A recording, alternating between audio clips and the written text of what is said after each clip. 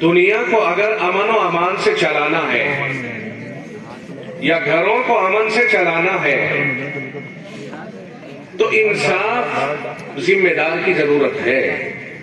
یعنی کوئی بھی ذمہ دار آپ اپنے آپ سے لے لیجئے, اپنی ذات سے لے لیجئے. ان اللہ یأمر بالعدل, قرآن کریم کہتا ہے اللہ تعالیٰ انصاف کا حکم دیتا ہے. ان اللہ یأمر بالعدل, اللہ تعالیٰ انصاف کا حکم دیتا ہے. اور یہ انصاف کہاں سے شروع ہو؟ کہاں سے شروع ہو؟ یا ایھا الذین آمنوا قوا انفسکم, پہلے اپنے آپ کو بچائیے. انصاف سب سے پہلے اپنی ذات پر نافذ کیجیے. ہمارے یہاں انصاف دیکھا جاتا ہے عدالتوں پہ. ہم کہتے ہیں عدالتیں بک گئی, جج بک گئے, فیصلے غلط ہو رہے ہیں.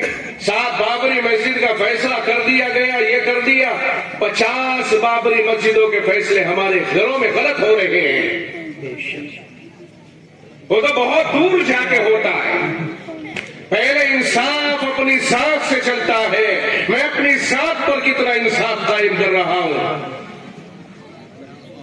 یہ انصاف کی بات ہے کہ میری آنکھوں کو اللہ تعالیٰ نے حکم دیا اور یہ فرمایا قل للمؤمنین یغضوا من ابصارہم, آنکھیں جھکاؤ ویحفظوا فروجہم, پیشاب گاہوں کو محفوظ رکھو.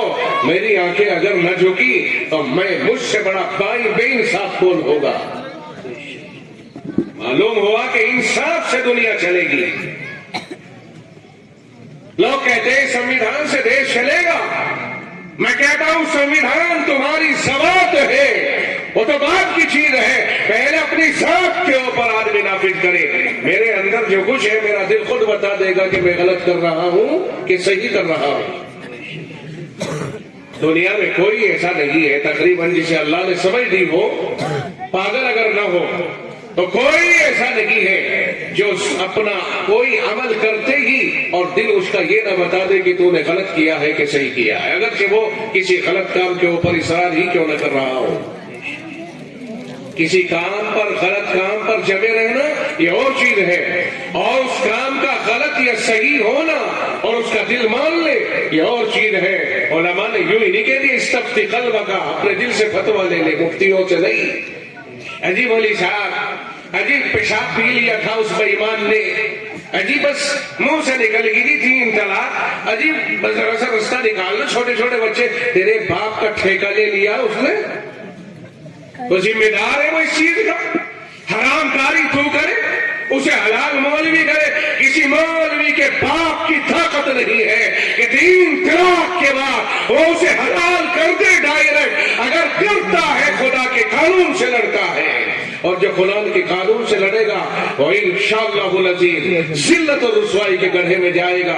اب اس سے کوئی بحث نہیں ہے کہ اس پر کون کیا کہتا ہے. ہم شریعت کا مسئلہ باتیں کر رہے ہیں, لفظوں پر پہرے دکھائے جا رہے ہیں.